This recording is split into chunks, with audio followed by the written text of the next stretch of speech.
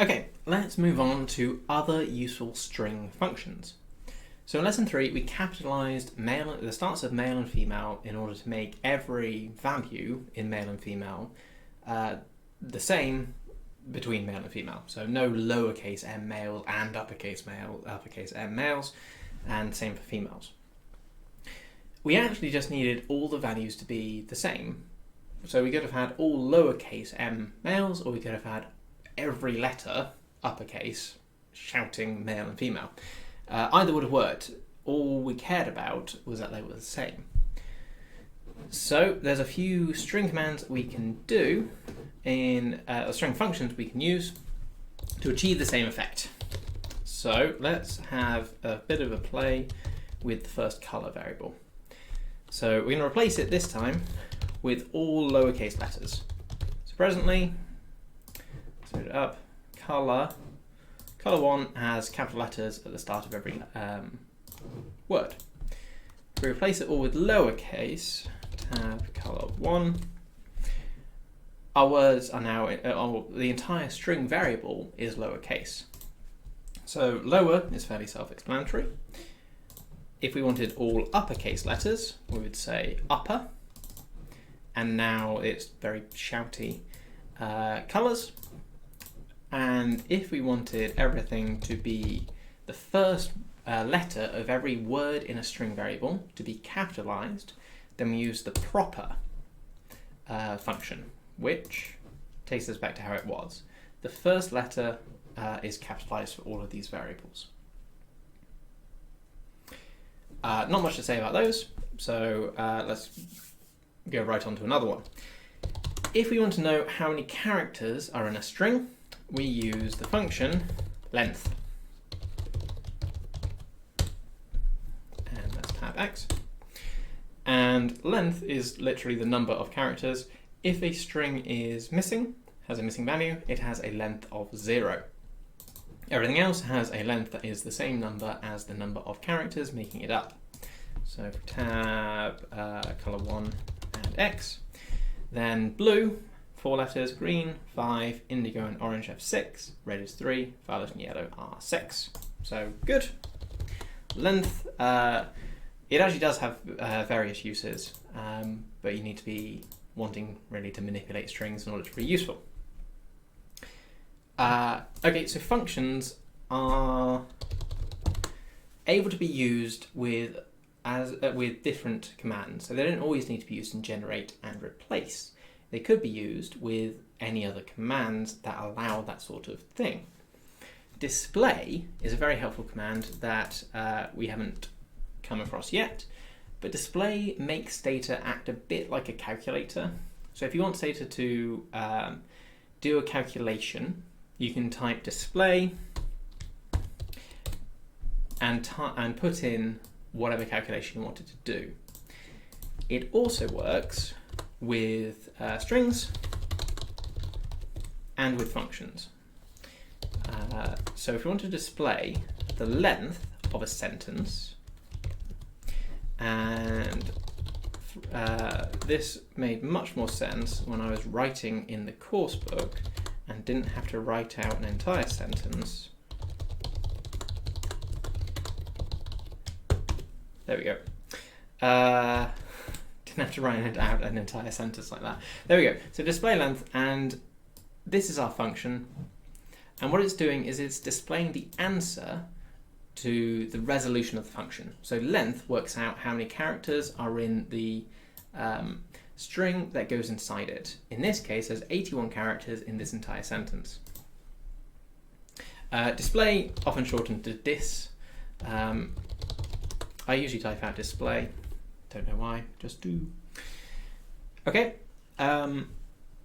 moving on, we may want to find the first location of a specific string inside a larger string. So we want the string position, and the function is strpos, string str string pos position. And this gives us, for any string variable, or indeed string, the numeric location, or the character location, of the string that we put in after a comma. So for color 1, find us the location of any E, or the first location of any E inside this variable. And this is easier to show than describe, I hope. There we go. So, good example is blue. The E that we wanted to find is in the 4th character position. So, string position gives us an answer of 4 for this variable finding the letter E. Green, the E is in the 3rd position, so it gives us a value of 3.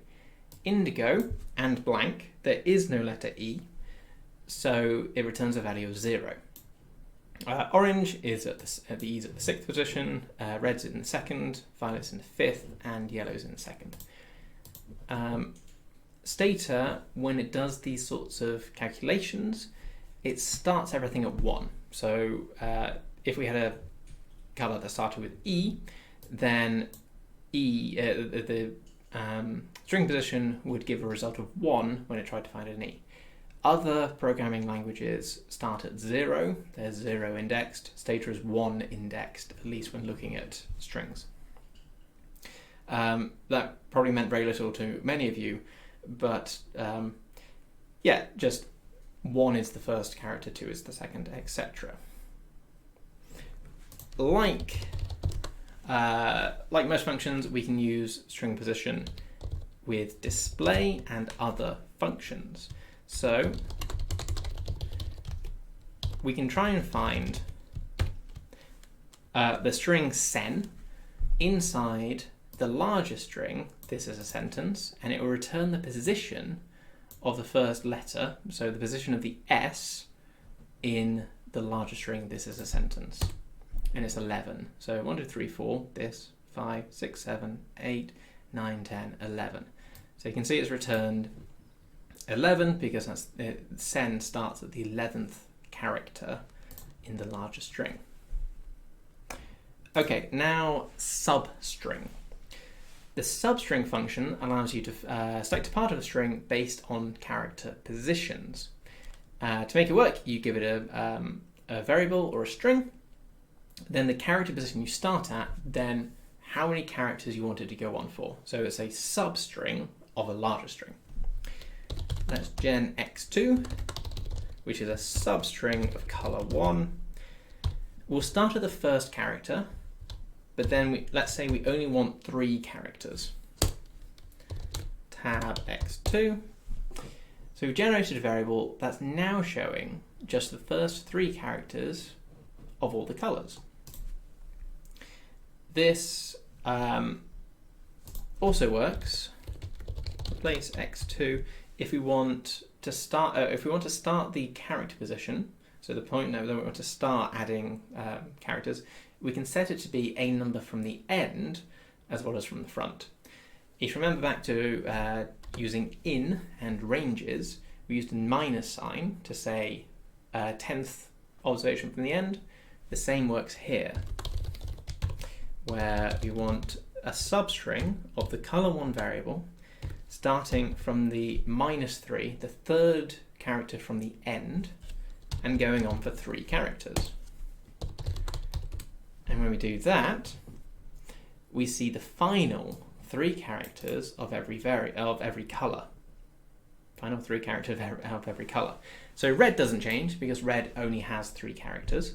All the other ones, green, indigo, violet, yellow, blue and orange, these are now the final 3 characters.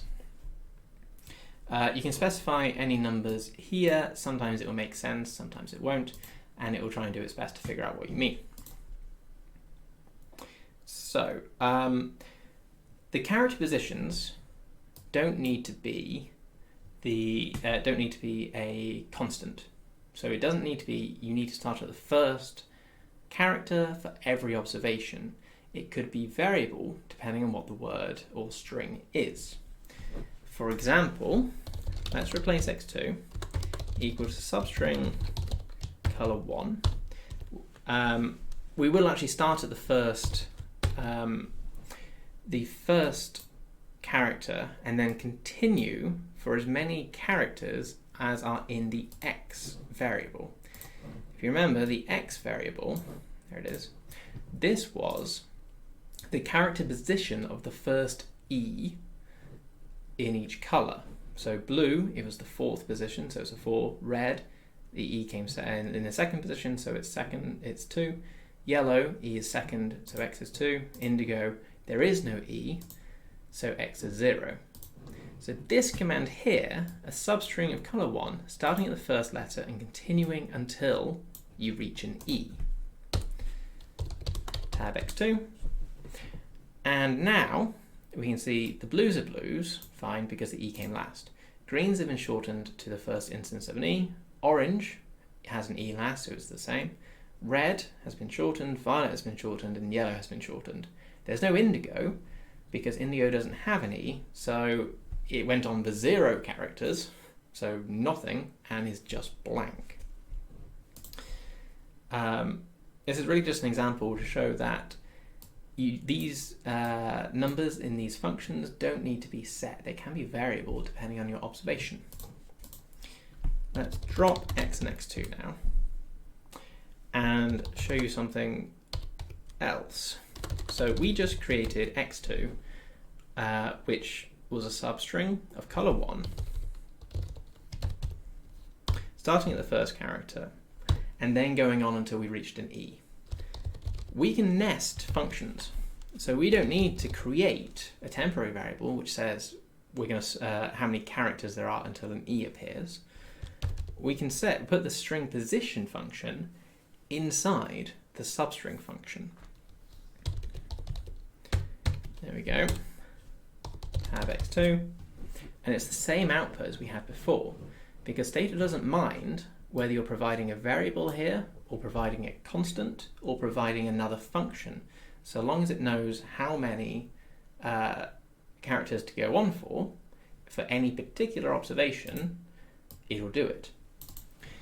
Now, it doesn't matter if you create temporary variables and use those. Whatever makes sense is fine. It's just if you want to do something in as little code as possible, you can usually condense it to make it as efficient as possible. Still, the best thing to do, as ever, is do something that you understand and work from there. Also, nesting functions you can do with almost any function. As long as Stata understands it, you're fine. Okay, final useful function when dealing with strings is the sub in str function. So sub in string, which is Stata's version of find and replace.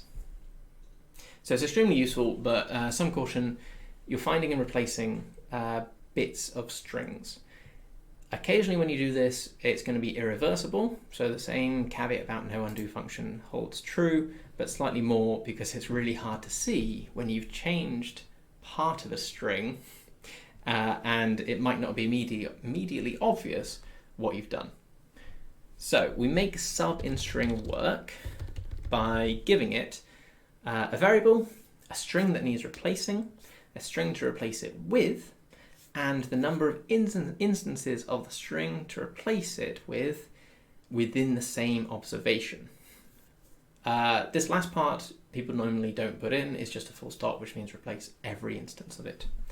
So it's like in Word, you press Control F or Control H, you do find and replace, you put in what you want to find and you put in what you want to replace it with, and if you click replace all, that's like putting a full stop in at the end. Let's do an example. So let's have a look at date of BP measurement. There it is. So it's day / month / year. Let's replace date of BP measurement. Let's replace all of the / with dashes. So replace date of BP measurement sub in string, sub in str, date of BP measurement, because we're replacing it the same variable, we want to replace all the forward slashes with dashes, and because we want to do all of them, we just need this comma full stop at the end, so Stata knows how many instances to replace. Again, this is to make sure that you know exactly what you're doing, give or take, because you might just have wanted the first forward slash replaced but not subsequent ones. So this is an acknowledgement that you want it all replaced. 891 real changes made. Let's have a look. There we go. So instead of there being forward slashes, there are now dashes, which is actually nicer. So I wrote this intending to replace them all back to how they were, but I like the dashes more, so let's keep those. But let's also change color too. So let's change to edit quickly. You can see, hopefully, that there is actually a space before the word yellow. So when we split favorite colors earlier, it managed not to get rid of the space at the beginning, even though we had, well, there was no trim option, but there was a no trim option. We didn't specify it. It kept the space. This is actually kind of annoying, and we're going to fix it. So we're going to replace color 2 with sub in string. So we want to replace all of the spaces with nothing. Just get rid of them. Sub in string color 2. And what we want to replace is a space. What we want to replace it with is nothing. So 2 quotation marks next to each other. And we want to do it for all of the spaces, just in case there were spaces at the end that we didn't see. It tells us there's 1,000 real changes made, which means every observation that we had for color 2 had a space in it, which is quite annoying. Now, if we had a much longer string that had lots of words, so we had spaces in between them that we actually wanted to keep, but we still had leading or trailing spaces, we can get rid of those with a dedicated command. So I'll just show that with color 3. There we are. So the function is strtrim, string trim, get rid of the leading and trailing spaces. And it does it. It tells us 925 real changes made. I would bet money that that's because there's 75 missing values, and those were already completely blank, unlike for color 2 for whatever reason. Okay, so now all of the values of colors 1, 2, and 3 don't have spaces, which means they should be identical between these variables. There were no spaces, leading spaces, in the color 1 variable. We can just prove that to ourselves by using the string trim function. No changes made, there were no spaces. So they should all now just be blue, green, indigo, orange, red, violet, yellow, all exactly the same, no spaces that would mess anything up. So that means we can encode them. Encode color 1, gen, color 1, I'm going to call it color1x. We need a new variable to use encode. And I want to rename this color1. Really? I mean, that's what I want to do. Eventually, I want just the numeric variable. So I'm going to need a temporary variable name, which I'll rename later. And I want to specify what the label is going to be called. So there is no label colors at the moment. I'm just going to cut this label list. We don't have a label called colors. So what we're saying here is we want encode to create a label and call it colors. Label list. And now we have a colors label. Blue, green, indigo, orange, red, violet, yellow, as well as color1x, which is a numeric version of color1. I'm going to do this for all 3 colors. Now the colors label exists. So it's going to encode color 2 using the same label as we used for the first variable. This isn't strictly necessary because the order of these colours will be the same. However, suppose that there was a missing, suppose that no one had violet as their second favourite colour. Suddenly, if we weren't using the same label, we would have 1 blue, 2 green, 3 indigo, 4 orange, 5 red, and then 6 wouldn't be violet because Stata doesn't know that violet should be there. 6 would be yellow. So to make sure that doesn't happen, we're using the same label for all of these colour variables. So in code, colour 2, gen colour 2x, and now do the same thing with colour 3. Take a very quick look. Blue, yellow, red, blue, yellow, red. Red, indigo, violet, red, indigo, violet. This looks fine to me. And violet here is 6. Violet, violet, violet here is 6. Violet here is 6. This all looks like it worked fine. Let's just do a bit of ordering. Order colour 1x to colour 3x after colour 3. So that's all variables between colour 1x and colour 3x inclusive. Those 3 after colour 3. Drop colour 1 to colour 3. These are the original colours. We don't want them anymore. Those are strings. We'd be happy with numeric variables. And then finally, rename colour 1x colour 1, and then rename colour 2x colour 2,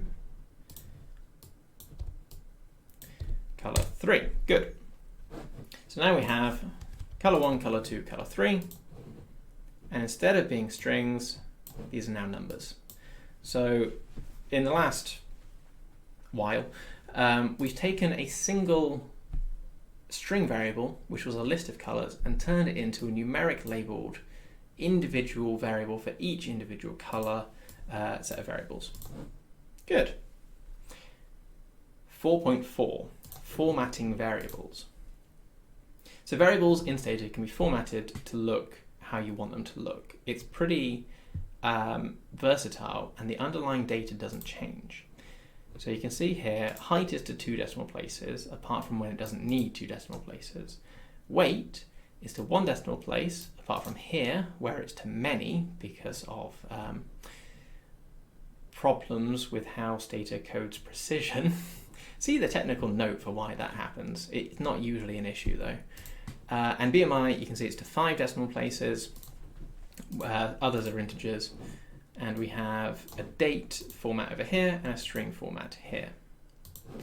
So formatting changes how the data appears, both in the spreadsheet view and when we tabulate, not when we summarize though.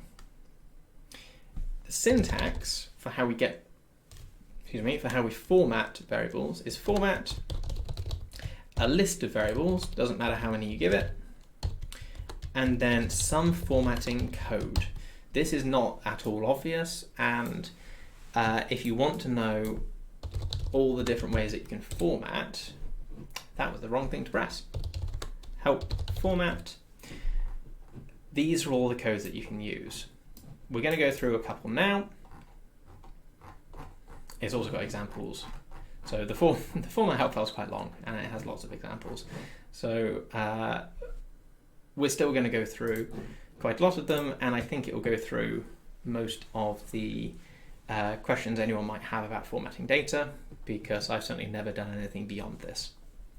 So format asterisk is equivalent to what is the format. So format just tells us the format of things when used with no formatting code. So format asterisk is show me the format of every variable in memory. Here we have ID, age, sex, height, and you can see up to color 3, there we go, they're all %sign, so everything is a %sign, that is the start of the formatting code. Then a single or double digit number, then a decimal place, and then everything else is 0G. This is Stata's general format, so it's how it stores, how it formats variables given no other information. So no direct input from us telling it how to format things. So G stands for general. The first digit is the number of characters to show both in this view and in on screen showing results. So ID should be 9 characters long. We don't need 9 characters, it only goes up to 4, but it's still 9 characters long. Age is the same. Sex is 8 characters long. So you can actually see it is slightly smaller than age and ID are. Height and BMI are both 9. Sorry, height, weight and BMI are all 9. Hair colour is 8. Systolic BP is 9. It only changes when we get to calories. Numeric, which is 10. So you can see this is slightly bigger. And then income is 20. And income is 20, so it can contain all of this, the labels, because they're quite big. So it needs the room. Current smoker is also quite big. Current smoker instantly is big because the variable name is big, I think. And I think that's the only reason. The only ones that are different are data BP measurement, which is S. S stands for string, and 10 is still, there's 10 characters. It shows 10 characters of string. And data recruitment is %TD, which is the date, or the standard date format in Stata, and that is in the next little bit after this. So, the next number, so 0.0 is the number of numbers after the decimal place to show. 0 doesn't mean 0. 0 in the general format means let Stata decide how many decimal places to show. So this is the automatic option. It's going to show a number. Let's fiddle a bit with the format and see what happens. So, format %9.3G. Sorry, format BMI %9.3G. So we're formatting the BMI variable. We want the overall width of the number of characters to show to be 9, and we want 3 significant figures to be shown. The general formatting is a bit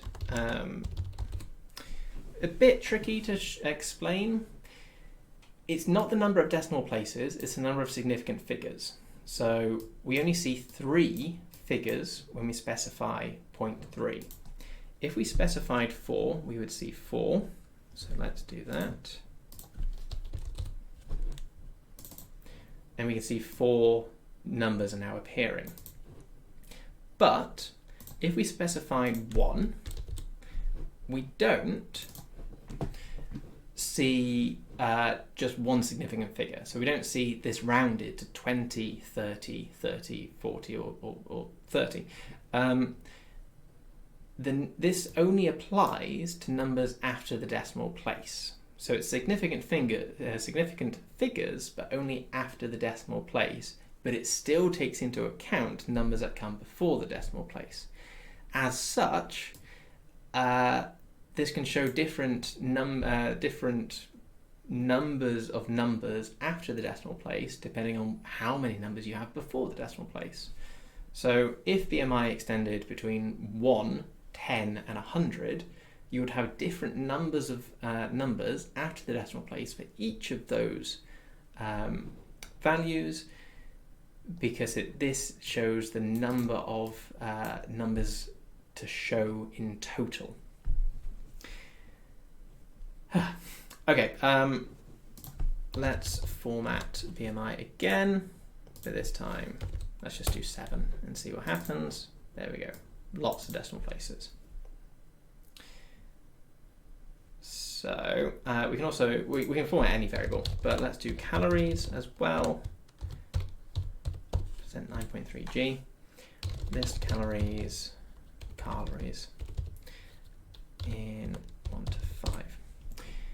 So we've specified we want 3 significant figures again, but again, it doesn't matter if the numbers are integers. It's always going to show all of them with the general format. Okay, the general, so G is for general. We can also have fixed formats. So fixed formats make much more sense. Format weight, let's say 12.1F, with the F standing for fixed. We want, same thing again, we want 12 characters wide. This time, we want 1 decimal place. List weight in 1 to 5. And we see 1 decimal place. So a fixed format is much simpler to both understand and explain. It is number of characters wide that we're looking at, and then how many decimal places we want to show. It also means that the point zeros are shown. So the general format, if there's a point 0, like in general Excel, the point 0 disappears and it only shows you the 27 and not the point 0. The fixed format shows you the point zeros. It actually shows you as many decimal places as you need it to, or as many decimal places as you specify, regardless of how many zeros there are in that. So weight is actually only measured to 1 decimal place, but it's still showing us the extra zeros because we've asked for it by saying we want the formatting %12.3F. If we want scientific numbers or exponential numbers, so it's called scientific in Excel, but exponential in most other applications, I think, then we can. This is only really useful for very large and very small numbers. So numbers with a huge amount of zeros after the first few, so millions or billions or trillions, or higher, or very small numbers, so loads of zeros after a decimal place. So format, calories, 9.2E. So E stands for exponential, but you can think of it as scientific if that's what you're familiar with. And this is going to show us list in calories in 1 to 5. It's going to show us this in the format of some integer, point, and then some number of decimal places that we specify. So same as fixed, we specified 2 decimal places, but because it's exponential, it shows us this readout, E plus or minus some numbers. And this corresponds to 10 to the power of whatever this is. So display 1.61 times 10 to the power 03. That and that are identical numbers. 10 to the power 3 is 1,000, so 1.61 times 1,000 is 1,610. Let's just reformat 9.0G back to how it was originally, listed again. So now you can see 1.61E plus 03 is 1,605. 2.33E plus 03 is 2,329, etc. If our numbers were massively huge, so if we replaced calories equals calories times 1, 0, 0, 0, 0, and then we were to list it again, if they're big enough, Stata will automatically display the format in the exponential format because there's too many numbers to display on screen at once. I think we can force it to show us. Let's add some digits here. It will show it. It's just Stata doesn't think that's as useful as showing us this. And in fairness, it probably isn't. So let's convert that back to normal. And put the format back to normal. There we go. Calories are back to normal. Good. Okay, there are other types of format for numbers. I have never used them, and I'm not entirely certain that they'll be useful. The only other useful thing that might come up is that so I use full stops for decimal places. Other people use commas instead. And we can use a command, oh dear, permanently. We can use a command to set Stata's full stops to commas for all decimal places in, I think, all applications, and you can set it permanently, so it does it always. So you do it, you set this command once and it will do it forever. And it's recorded it. So instead, there we go. Instead of having full stops as decimal places, we now have commas. There we go. So you can set this both globally, and if you want to set it back, we set DP as a period permanently, like so. Let's tighten 1 to 5. There you go. So it's back to full stops. But you can also set this to be set certain variables to have commas rather than full stops. The format height, for instance, we can say 9, but instead of 9.0, we can say 9,0, or any other combination that you want. So it works with a fixed and exponential formats too. Just use a comma instead of full stop, and then list height in 1 to 5. And we have commas instead of full stops, but only for height. And we can set it back by just using a full stop instead of a comma. There we are. Okay, I think last thing about formatting numbers. These numbers are all right justified, so they're up against the right-hand side of the cells. You can set them to be left-hand justified by saying format height percent and then putting a negative number, 9.0g. The percent sign moves the values so they're left aligned rather than right aligned. List height in 1 to 5, left aligned. And set it back. There we go. So these different things, the commas, the negative signs, the different letters you can use at the end of the format code, they can all be combined in any combination that you want. Okay, moving on to formatting string variables. String variables are a very simple formatting code. It's just format, percent, and then some number and s. The number corresponds to how wide the cell is, how many characters are shown. You can left justify using a negative sign. You can also center justify by using a tilde. So if you wanted, there we go. If you wanted a center justify variable, you can have a tilde and then how many characters you want, and an s for string. Okay, so one final comment on formatting. When we use the string function or the toString command, you can select the format for the numbers. So if you wanted to create a string variable that showed BMI to 1 decimal place, it's currently 3 decimal places because we forced it to be 3 decimal places. But if we want it to be, sorry, that was weight, wasn't it? If we wanted BMI to be specifically 1 decimal place rather than many, we can force it. Gen X, we're going to use the string function,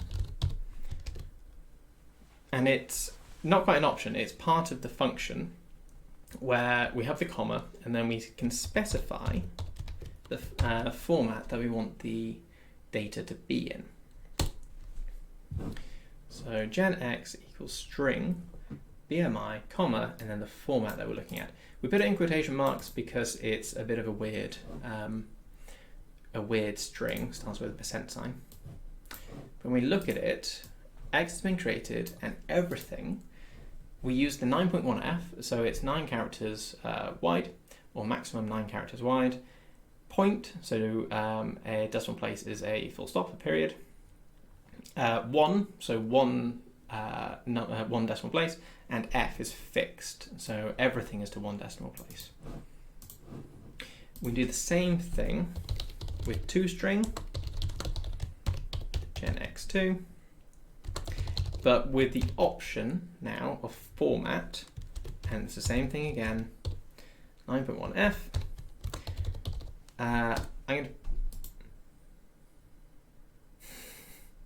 And that, you can see I've done a bit of debugging there. I didn't need to.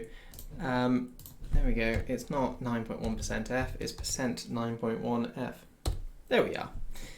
toString BMI gen x2 with the format 9.1f enforce. So let's have a look. It's toString, so it's generated the variable right next to, there it is, right next to BMI, and it's done the same job as using the string function with the 9.1f option. It's just, it requires more typing, but it can also be clearer to see what's going on and why. It's explicit what the format is there. Okay, so now we have the x variable and it's a string. We can add units to it using the concatenate function, or we could just do it straight using a plus command. So gen, let's do using concat first, kilograms per meter squared. Oh dear.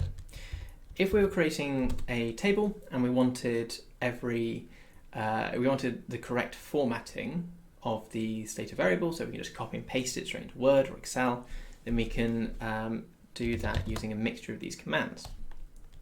So egen x3 equals concat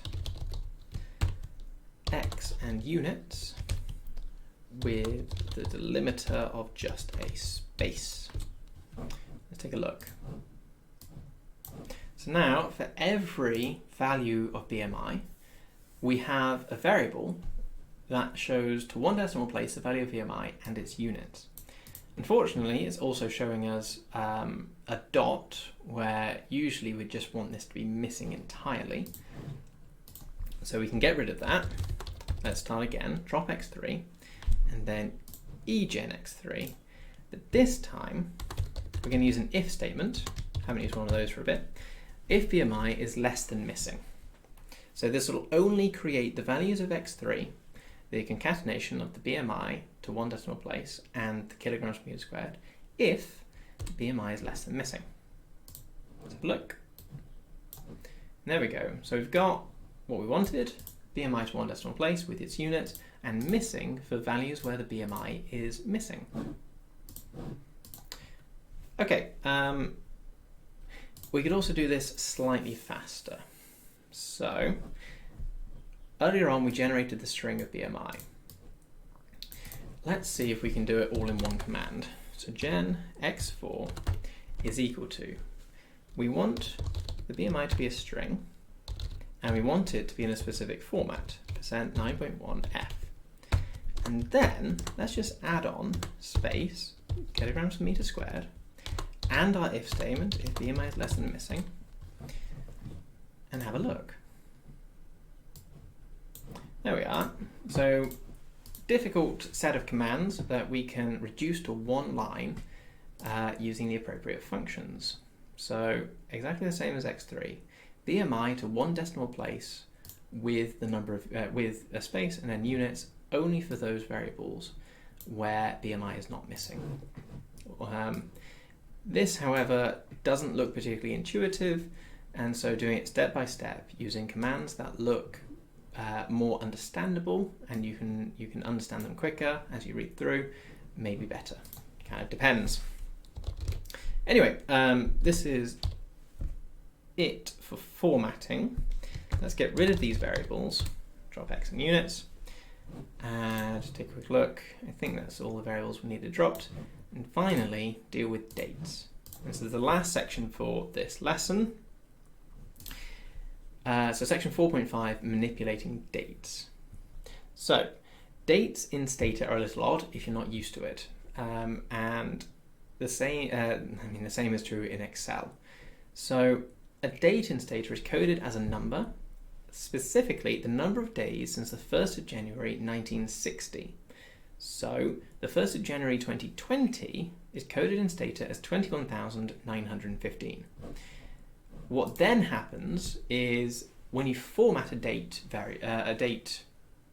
variable, it converts the number to look like a date.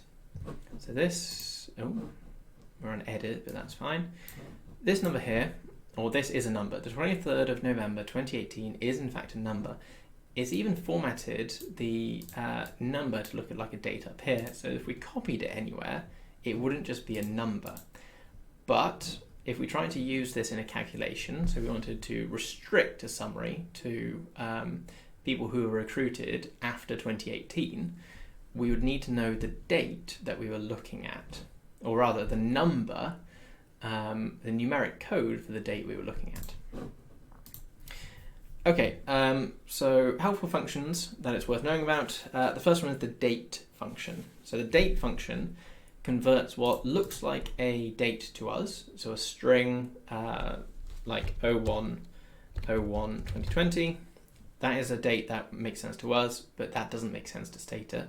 So the date function converts that to a number. The way it works is we have date. Let's just do an example. So display date, and then we have a string variable or a date. So if we were just going to put in a single date and we wanted this Stata to tell us what its numeric code for that date was, we can put it in here, 01/01/2020. Then we have a comma. Then we have a combination of D, M, and Y to tell Stata which part of the date we just put in is the day, which part is the month, and which part is the year. It just needs the order. So in various applications, you'd put the day, then the month, then the year, in which case it would be day, month, year. Otherwise, you might put it in as year, month, day, or you might put it in month, day, year. Just rearrange the D, M, and Y to get it to be how you need it to be. We then have an optional bit, which is the maximum year. This only comes into play when you have a two number year. So 01 or 0120 could be 1920, or it could be 2020, or it could be 2120. The third optional argument of the date function tells Stata what the maximum date could possibly be. So if we say 2050, Stata will interpret 01 or 0120 to be 2020 because it sets the year to be closest to the maximum date without going over. If we said instead 1950, the maximum date it can get to without going over would be the 1st of the 1st, 1920.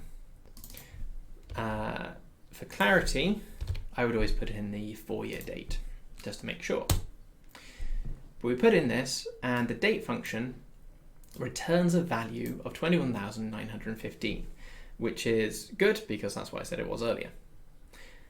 So we have a way to make Stata tell us the numeric code for dates. The inverse of this, if we wanted to know what 21,915 was in human language, we could make Stata tell us by making by doing a display command with the formatting code put after display. So we want it displayed as a date, %td is date, and then 21,915. So instead of showing us 21,915, it shows the date that number represents, 1st of January 2020. So you can do this both ways around. Another example, let's say we want to display the date, 03/14/2013. This time I've put the month in first and the day second, and I've also not used slashes, I've used dashes. Generally it won't matter, as long as it's a human readable date, Stata will also be able to read it. 19,431. Now let's display %td 19,431. 15th of March 2013. Good. We could also nest these. So display %td. Instead of displaying the number, we could just make sure that Stata is doing exactly what we want. MDY. There we go. So this function will resolve into 19431, and then it will display it as a date format. Ah, I mistyped that. Whoops. So yes, as with most functions, you can put them in with any command and they'll resolve into a number, usually a number, or a string first. Okay, one more example. Display date. Stata can cope with more than just numeric dates. So the months could be written out in full or in short form. DMY 2000. There we go. This optional argument only comes into play when there's 2 number years. If it's not there, Stata won't display anything because it doesn't know what to give this as the year as. It could be the year 20 AD. Stata has no way to know. So we need to give the maximum year. Let's give the year 2000. So this will resolve as the 1st of January 2020. And because the 1st of January 2020 is before the 1st of January 1960, the date code, the numeric code of the date, is a negative number. Good, that's fine. And display %td, just to make sure, 1st of January 1920. Okay, so let's use this. We're going to generate date of recruitment 2 and set it equal to the date of data BP measurement. Now, data BP measurement looks like this. 03-12-2018. So this is day, month, then year. So the date, this is the variable. We want it to be in day, month, year format. It has, I believe, a 4-character year, or 4-number year, sorry. So we don't need to provide the optional 3rd argument for the date function. Let's take another look. And now we have a series of 21,000-ish numbers for all of the dates. If they're missing, if the date's missing, the new variable is missing, and that's fine. We can now format the variable, format date of BP measurement, date of recruitment 2. No, this is not going to work because I typed it in wrong. Oh dear. Okay. If you notice I was making that error, well done. Date of recruitment.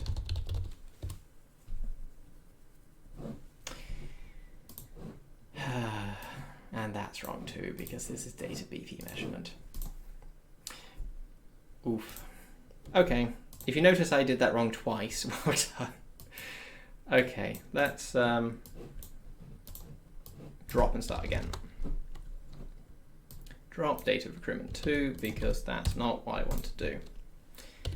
Okay, gen date of BP measurement 2 equal to date of BP measurement. DMY, because it goes day, month, year. 109 missing values generated. Let's see if I did it right that time. Date of BP measurement 2. Date of BP measurement. Good. Okay, this all makes sense. Format the variable. Format date of BP measurement 2 to be %td. So that's Stata's date format. Take a look. Good. It's now an understandable date 3rd of December 2018, 3rd of December 2018, and it looks like it's all fine as far down as we go. Excellent. Label the variable, because we just created it, may as well give it a label. Date of blood pressure measurement. There we go, date of blood pressure measurement for both of them. We don't need to make a list, but we could do of the two variables side by side. Okay, so we're happy with that.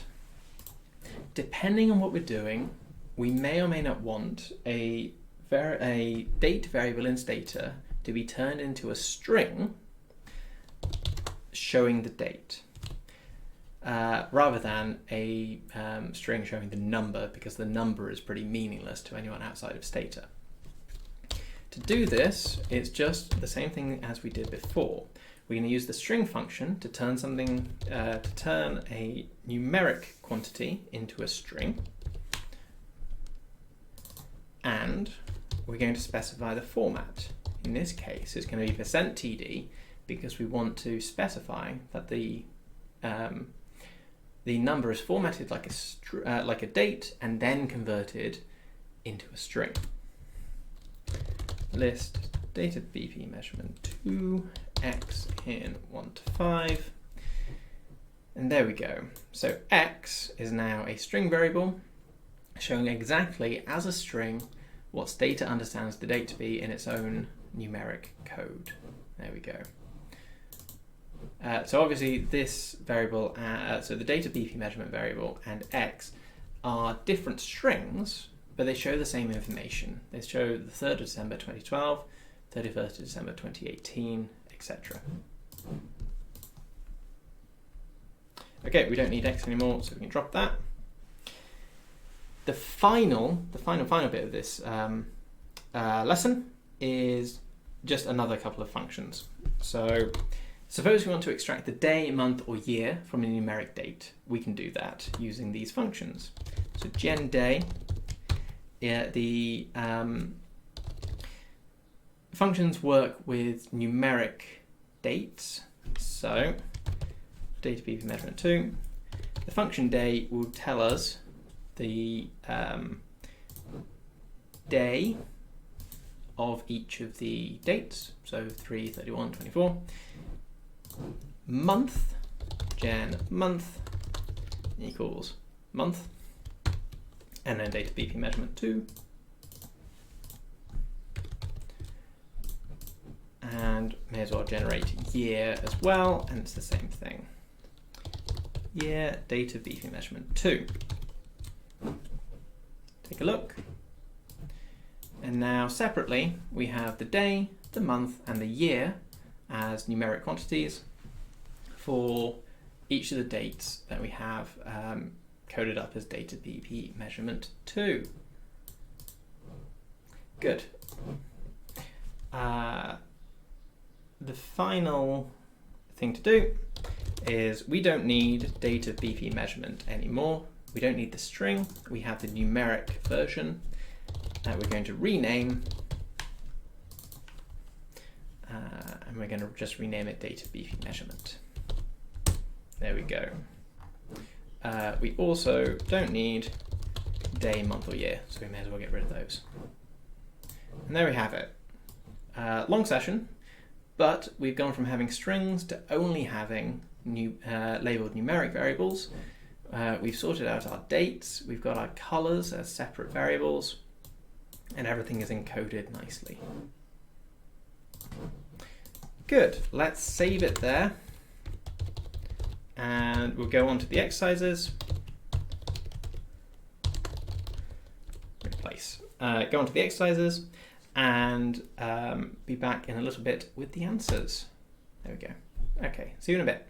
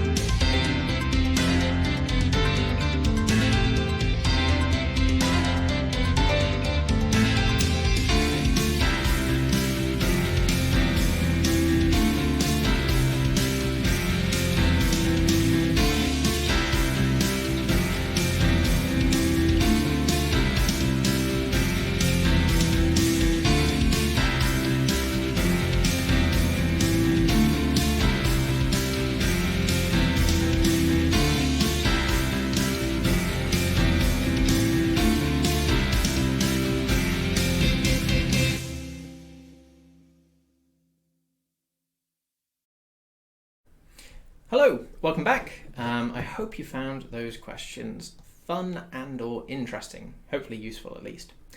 Okay, so we'll go through the answers now. Question 1, change your directory if necessary and load in the exercise underscore 03 underscore initials.dta dataset from the first exercise. So we've got that here. If you want to use the exercise 04 dataset, that's fine too. There we go. I will also change the directory. So change directory to this. There we go.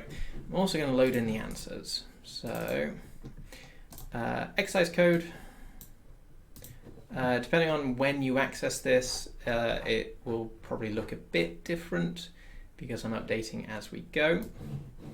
I'm going to put that off to one side and continue typing in the command window though. Okay, so question 2. Convert calories to a string variable called calories underscore string with the decimal place, then convert it back to a numeric variable called calories numeric. Okay, can do. There's a couple of ways you could do this. My preferred method is with the function string calories, and because we want it to be to one decimal place, we use the format. So 9.1f, fixed format, one decimal place. Take a look. Did it work as expected? Where's calories there? 1531.56, 1531.6. Yep, and looks like it worked to me. Good. So question part A was check your commands worked as expected. Fine. Yep. We need to convert it back first, don't we? So gen calories numeric equals real calories string. There we go, and that should have given us. There we go, the same thing back. Will the newly created numeric variable be exactly the same as the original calories variable? No, it won't, because we rounded the string to one decimal place. The numeric variable that we created from this can never be more precise than the data going into it. So the calories variable and the numeric calories variable will not be exactly the same. They will be the same to one decimal place, however. Now remove the variables. So drop calories numeric. Actually, I think we can just drop calories underscore. String and numeric both have underscores. Dropped. Good. If you were using the toString command, you could have typed toString calories string equal to nope, and generate. There we go. toString calories generate calories string, and with the formatting there we go, in quotation marks 9.1f. There we go. Calories cannot be converted reversibly, no generate. So this is because the format we're using doesn't reversibly generate calories as a string. So the calories as a string will not be the same as the numeric calories, and Stata doesn't want us to do that without using the option force. There was some loss of information because it rounded it, because we told it to round the variable. So explicit acknowledgement, we're going to be losing some data. We could then use the dstring command to dstring calories string, generate calories numeric. Has all characters numeric, calories numeric generated as double. This should have done the same job as we just did. There we go. String and numeric versions. As I say, my preference is to use the functions rather than the commands, but it really doesn't matter. Calories, there we go, so drop them. 3. Encode sex using the already created label sex, creating a new variable, sex3, and order it to be next to sex2. Let's do a quick label list. So we already have a sex variable, and we need to encode sex using the already created label. So we did that in the last exercise. So For this, we want to encode sex, and we want to generate a variable called sex3. We want to use the label sex. We then want to order it to be after, it says next to, so it could have been after or before sex2. Take a quick look, and we have sex, sex2, which is labeled numeric, and sex3, also labeled numeric. Check that all the sex variables have the same information.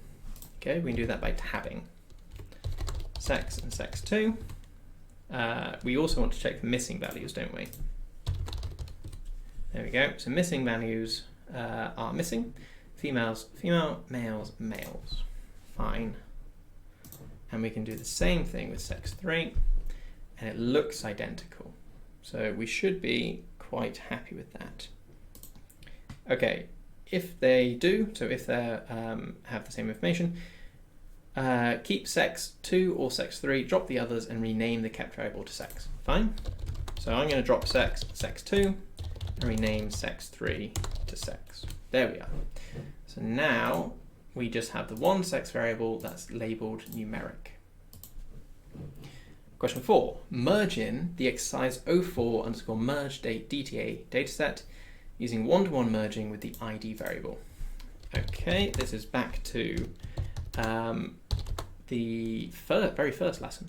Merge one-to-one on ID using, and it's exercise 04merge.dta. Either remove the merge variable or use merge with the no generate option. I can use it with the no generate option. 1500 matched. Good. What did we add in though? Favorite dog breed. Great. So new variable from the merge, favorite dog breed. Question 5. Find and fix the spelling error in favorite dog breed using the sub in string function. Okay, a quick look down. This may have taken a while. I hope it was at least a little bit interesting. Golden retriever is misspelled. Golden retriever. So if you didn't manage to spot that, that's really not a problem. But we want to replace favorite dog breed equal to sub in string favorite dog breed. And we want to replace the word retriever, or any part of it, as long as it's unique, with the word retriever. No, that's still retriever. There we go. And we want to replace all instances of it. I really hope that's right. And it's not. Capital letters for the retrievers. There we go. So retrievers and retrievers. 887 real changes made. So 887 of these observations were spelled wrong. But good, that should be the only spelling error, certainly the only spelling error I meant to make. Question 6. Convert the favorite dog breed variable into 4 separate variables called breed1 to breed4 using the semicolons as delimiters. Okay.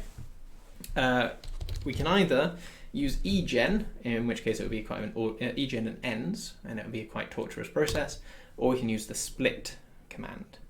So we want to split favorite dog breed. We want to generate something called breed underscore, because we want it to be called breed 1, 2, 3, 4. And we want to have the delimiter of a semicolon, so we say pass, and then it's the semicolon in there. Variables created as string, breed 1, 2, 3, 4. Take a quick look.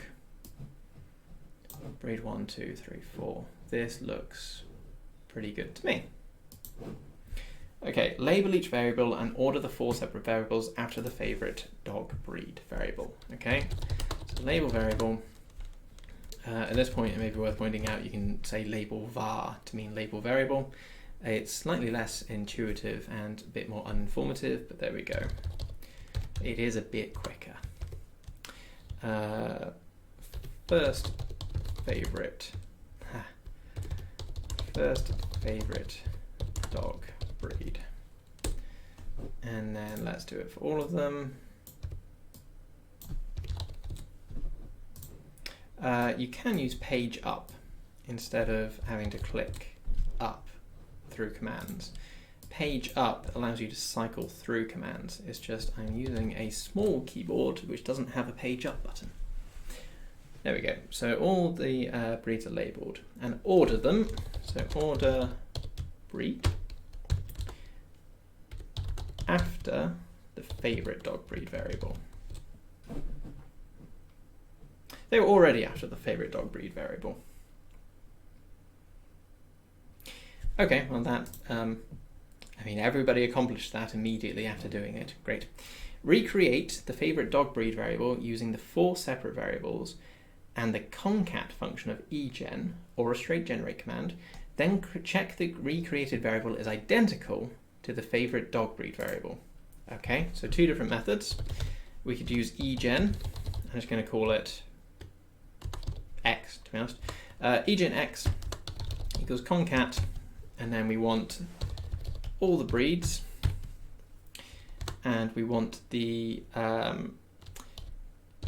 character, no, punctuation.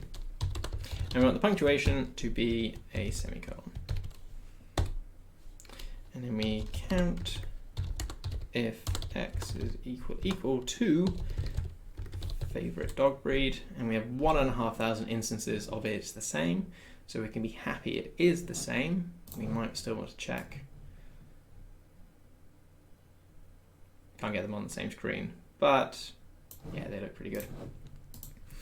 We could also, we could also do it as a single command, a straight generate command, sorry, equals breed1 plus a semicolon plus breed_2 plus a semicolon, that's a colon, still a colon, plus breed3 plus a semicolon plus breed4. You start to see why the concat command can be more helpful and more efficient than writing everything out in full.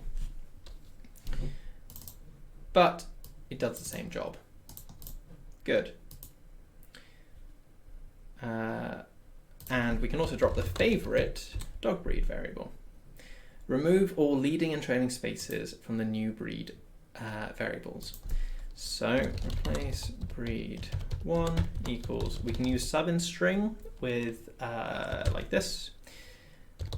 Breed1, we want to replace every instance of this space with a blank string. Unknown function because my spelling has gone sloppy. Sub in string. There we go. So there were 868 real changes made. That's quite a lot. We could also, instead of using sub and string, we could use the string trim function. Just make sure that, there we go. Just make sure that these numbers line up. Otherwise you'll start replacing breed 3 with the third favorite dog with the second favorite breed of dog. And last but not least, 4. There we go. However you did it is fine, so long as you see the problem now. If you remove all the strings, then you no longer have string spaces in between the dog breed names.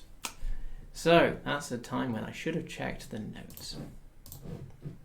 Okay, so string trim was really the only way to do that.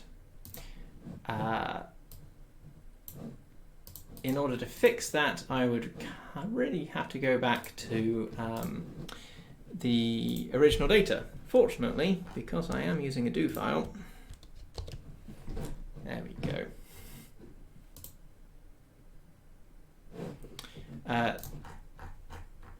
There we go. So I've just recreated everything up to the point where I made an error because I'm using a do file. So good.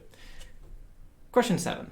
There are 9 types of dog breed. Check whether each breed variable includes all breeds. Okay, so the way I looked at this was I tabbed the breeds one by one, and they all look pretty identical. You could also use a command called codebook that I haven't yet found a place for in these lessons. There we go. So codebook gives us more information about each variable. It tells us its type, how many unique values it has, how many are missing, and then it gives us a tabulation, and warning variable has embedded blanks. Fine, that's not actually a concern of mine. But it tells us it has 9 unique values. This doesn't automatically tell us that they're the same 9 unique values between each of these variables. It's actually very hard to find out whether they all contain the same variables. So some of them might be misspelled, and it would be quite hard to figure out which ones are misspelled. But question 7a, use the length function to find out the character length of the longest dog breed. Let's do that. So gen x equals length. And because we're pretty certain that every breed variable has every breed of dog, we can do that.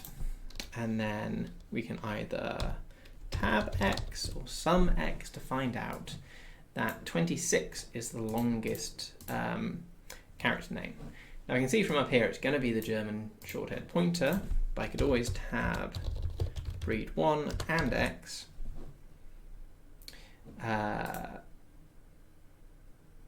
Let's do that the other way around and see if that makes a difference, because that's hard to read. Nope. I suppose it is a bit easier to read. Beagle we can see is 6 characters long, Bulldog 7, and if we go down it's a German something or other, that's 26 characters long. This hopefully looks better on your screens because I've increased the font size to make it more readable, although in this case it's definitely made it less readable. Remove any temporary variables you generated to drop x. Question 8. Turn all breed variables into labeled numeric variables. Make sure they all have the same value label and give them variable labels too.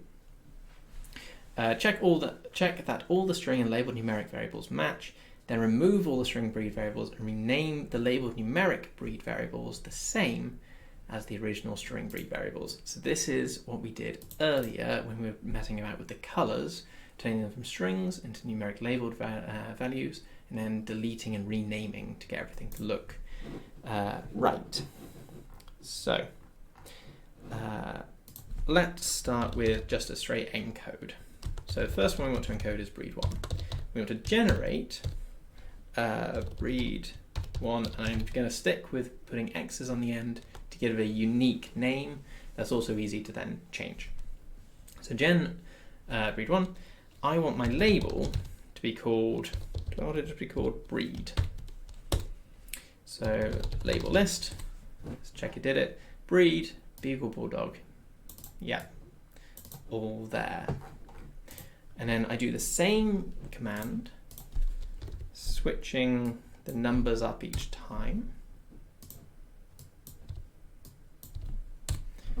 And 4. So this is using the same label that encode created the first time to encode the rest of these. Let's take a quick look. There we go. What we want to be looking out for is any numbers in here rather than strings, or rather any numbers instead of value labels. There aren't any. I don't think there would be, but let's just do a quick check as well. Breed 1 x, and do that without the labels. 1, 2, 3, 4, 5, 6, 7, 8, 9. 1, 2, 3, 4, 5, 6, 7, 8, 9. What we're looking for is to see if any go past 9. If they do go past 9, that means the encoding went wrong. But they don't, so we're good. Okay, we now need to remove all the string breed variable names. So drop breed 1 to breed 4. Not found because I need an underscore. There we go. And then rename the remaining variables. Rename breed 1x, read 1, read 2,